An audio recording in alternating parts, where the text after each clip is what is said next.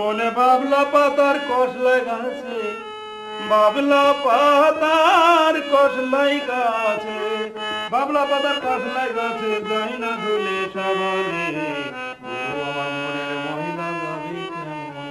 বিদেশ যাইতে পারলে সব কিছু হয়ে যাবে। দোস্ত রাখো তোমার গানের রিহার্সাল, আগে বলো তোমার পাসপোর্ট আছে কিনা? হ্যাঁ আছে। তাহলে তুই কনফার্ম? কি কনফার্ম?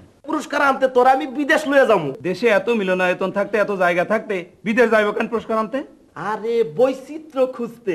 এই দেশে তোমার একই মিলনায়তন এবং একই মুখ দেখতে দেখতে মানুষ আর ভালো লাগে না? কিন্তু যারা বিদেশ যাবে তারা তো এই দেশেরই শিল্পী, এর ভিতরে বৈচিত্র্য পাইলে কোথায়? তাতে কি হয়েছে? আর এই একই পুরস্কার যদি আমি তোমার বিদেশ থেকে আইনা দিতে পারি, বাপটাই তলে তা বিদেশ থেকে আমি পুরস্কার পাইছি। তুমি শুধু আমার প্লেন ভাড়াটা দিও, বাকিটা আমি বুঝবো। আমার জানা মতে কোনো শিল্পী বিদেশ যাইতে হলে প্লেন ফেয়ার নেয় না। তুই বাটা ধান্দাবাজি শুরু করছিস, তোরা আমি পুলিশে দেবো। দোস্ত আমি আসি।